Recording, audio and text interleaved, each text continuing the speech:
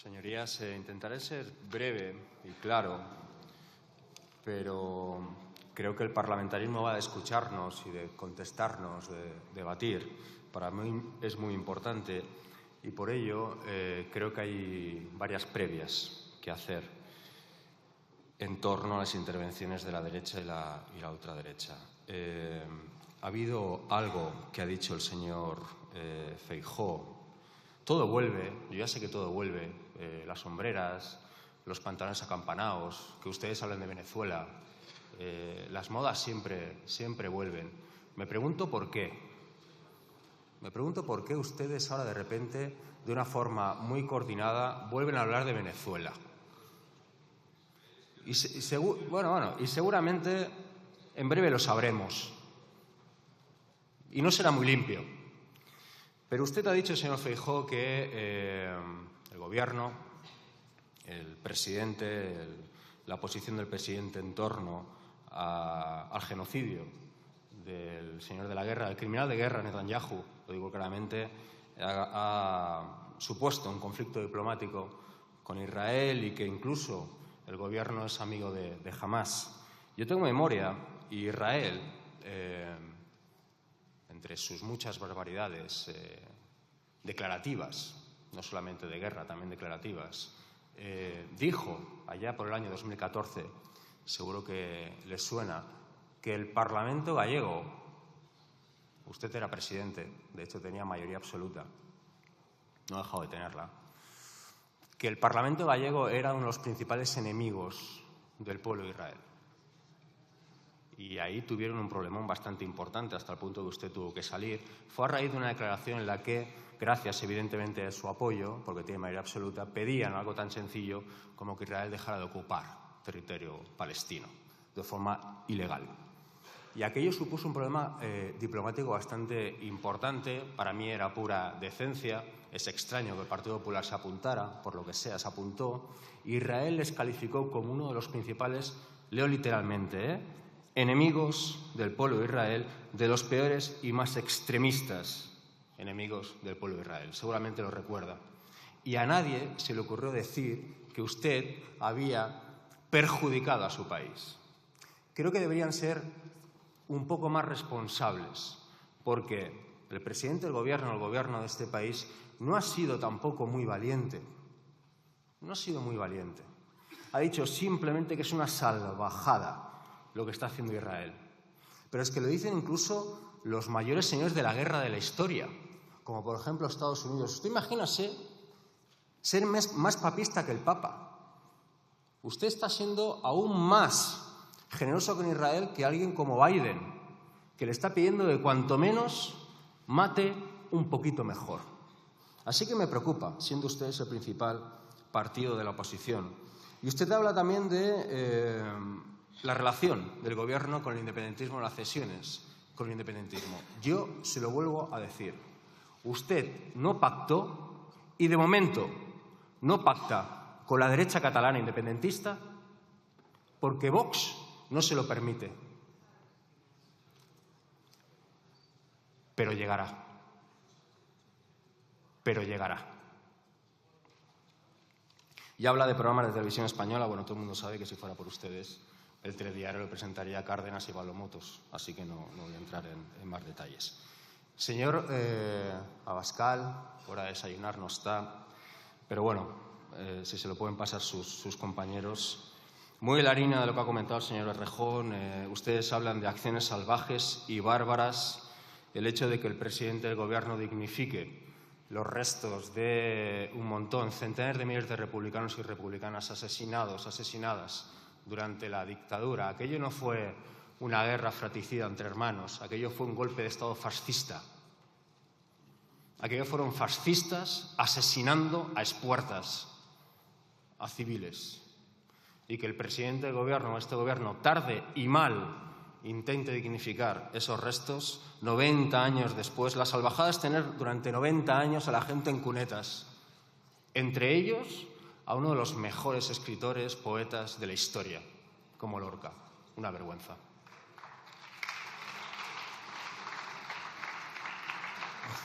Y sí, lo digo claramente porque el señor Abascal ha dicho que no.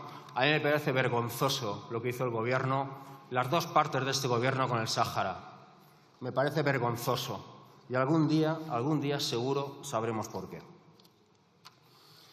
Europa. Si queremos hoy, señorías, hablar en serio y hablar claro de Europa, que es hablar del mundo, si queremos hoy hablar en serio de lo que está sucediendo en nuestro entorno, más allá de nuestras peleas particulares y a veces muy miserables, tenemos que hablar de guerra, tenemos que hablar de Israel, de Ucrania, y tenemos que hablar de clima, también de clima. En breve estaremos a 45 grados a la sombra. ¿Quién quiere estar en un sitio, en un país en el que se está a 45 grados a la sombra? Pero vayamos con la guerra. Les podría aquí citar datos de muerte en Gaza, como si fueran datos de la prima de riesgo, como aquello que se hacía. Y lo haré, pero creo que lo voy a resumir con una frase que se va a entender perfectamente.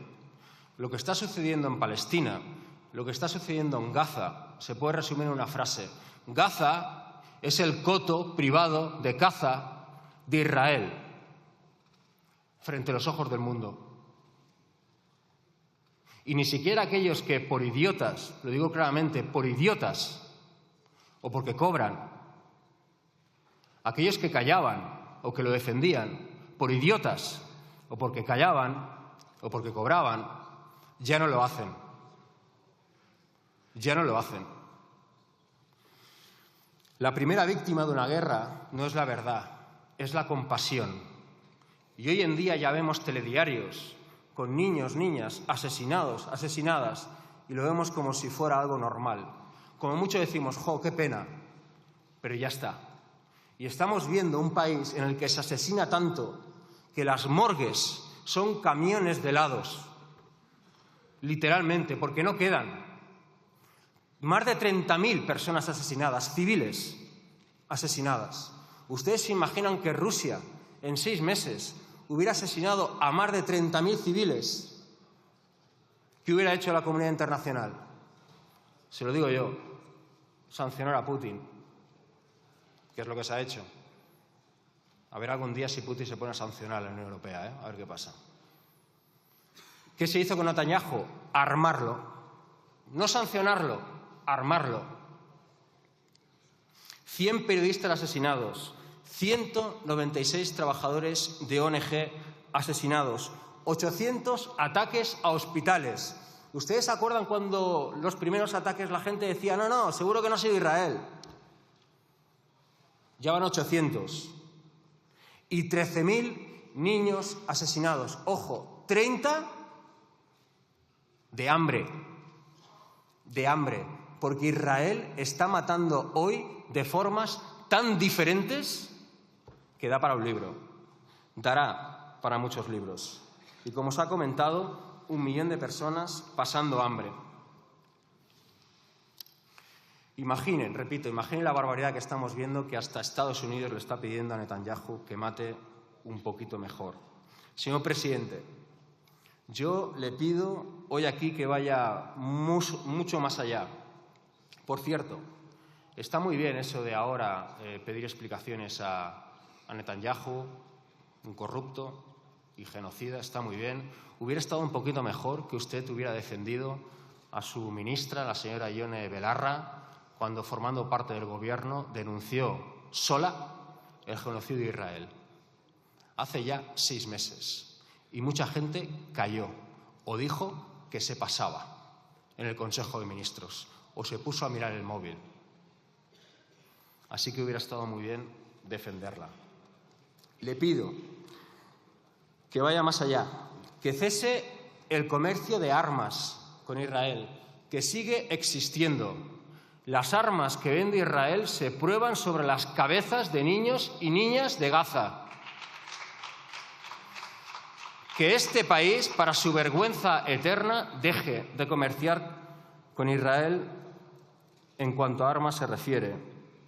Y 2, que ayude, que lidere como supuesto único líder de la socialdemocracia europea o con un gobierno supuestamente de izquierdas en un país importante de la Unión Europea. Que lidere, que la comunidad internacional lleve al genocida Netanyahu frente a un tribunal de derechos humanos, porque es la única salida. Y en cuanto a Ucrania, también una frase. Con Putin, señorías, y por mucha propaganda que se haga en los telediarios, por muchas veces que se diga que está a punto de perder la guerra, que ya no se dice tanto, con Putin solamente se puede empatar, como mucho. Con Putin solamente se puede empatar. Así que, sí, lo decimos. Y la verdad es que molesta bastante que se llame a esto buenismo. Solución diplomática. Y también, ojalá, algún día este señor, este genocida, se sentara frente a un tribunal de derechos humanos. Pero dejen su publicidad y decir que está a punto de perder la guerra, porque no es cierto. Simplemente no es cierto. Y acabo con un apunte de clima, como comentaba al principio. Jamás acciones individuales han cambiado nada. Está muy bien pedir a la gente que lleve bolsas de tela al supermercado, que no compre fruta de la otra punta del mundo, sino de aquí. Eso está muy bien, pero hay que legislar. La Unión Europea debe legislar de forma seria a favor o en contra de la emergencia climática. En breve estaremos a 45 grados a la sombra en este país. Si no lo hacen porque se lo creen, háganlo por interés. Este país, sobre todo, vive del turismo, como tantos otros. ¿Quién va a querer venir a este país asándose en verano? ¿Quién? Y ya para acabar, un apunte interno. El feixisme és feixisme encara que tingui una estelada com un camió així darrere. I la nostra obligació és denunciar-ho. I la nostra obligació és dir que mai pactarem amb el feixisme. Repeteixo, encara que tingui una estelada com un camió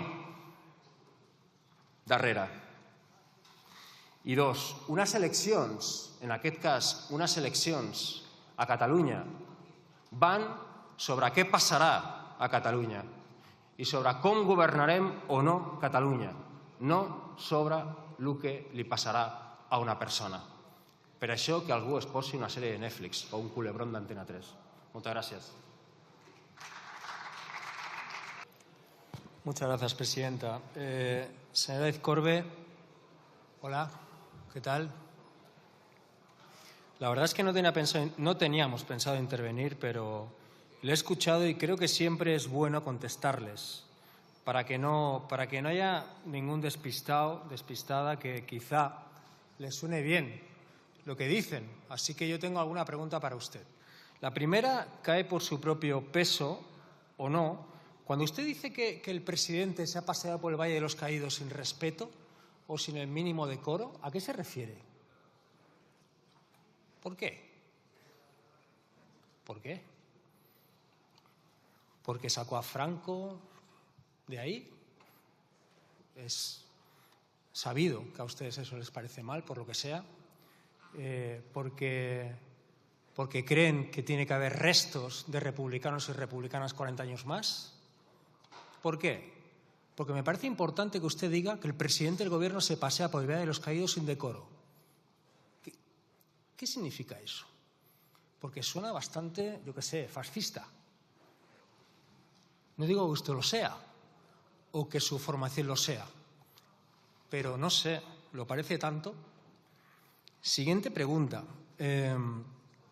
Usted habla de hipócritas, de que quizá hay una izquierda hipócrita, y habla de efecto llamada. Y lo dice hoy que el gobierno tarde y mal se carga el denominado visado oro, que era canjear un visado a cambio de dinero, a cambio de $500,000 de euros. Literalmente, ¿eh? Si había alguien que podía comprar una vivienda de lujo, por ejemplo en Madrid, en un barrio de lujo, en un barrio pudiente, por $500,000 de euros, por lo que sea, pues tenía un visado. Aquello hoy se acaba. Y hay barrios de Madrid, hay barrios pudientes de Madrid, que tú vas por la calle y escuchas acentos migrantes muy determinados y ustedes no se quejan nunca de esos. Nunca se quejan de ese efecto llamado, porque me parece que es un gran efecto llamada. Ese, ¿no? ¿O no? Siguiente pregunta. Ustedes hablan de delincuentes o vinculan de vez en cuando la delincuencia con la gente migrante o la gente de fuera. Bueno, la nacionalidad más reincidente, la nacionalidad más presente por razones obvias en las cárceles españolas es la española. De hecho, la nacionalidad que más ayuda recibe es la española por motivos obvios. Pero es que es más. La clase que más ayudas públicas recibe es la más pudiente. Son hechos, son datos, que yo sé que no son muy importantes, pero imagínense que aquí yo de repente fuera un diputado de Gibraltar y hablara de prófugos de la justicia, de migrantes prófugos de la justicia. ¿De quién podría hablar? Por ejemplo, ¿quién es de ustedes? ¿Hay algo aquí, un diputado que, por ejemplo, no podría Gibraltar? Que levante la mano. Sí. Con lo cual, es un peligroso inmigrante que no puede, porque es un delincuente que no puede pasear por Gibraltar, ¿no? Pero es más, con esto ya acabo. Hay otro, señor Aizcorbe. La verdad es que no puede ir por una fricada, todo el mundo lo sabe, por pasear una bandera, tampoco es muy grave, pero es lo que hizo este señor, que demostró estar en forma. Hay otro migrante, porque ustedes tienen razón en esto. Hay un migrante en este país que supuestamente, no tan supuesto, pero supuestamente delinquió, ejerció malas praxis, corruptelas enormes durante 40 años, cobrando enormes cantidades de dinero público. ¿Saben cómo se llama, no? Juan Carlos de Borbón y Borbón. Un ejemplo. Preocúpense de los más pudientes como este señor, porque como dice la canción, el enemigo llega en yate y no en patera. Muchas gracias.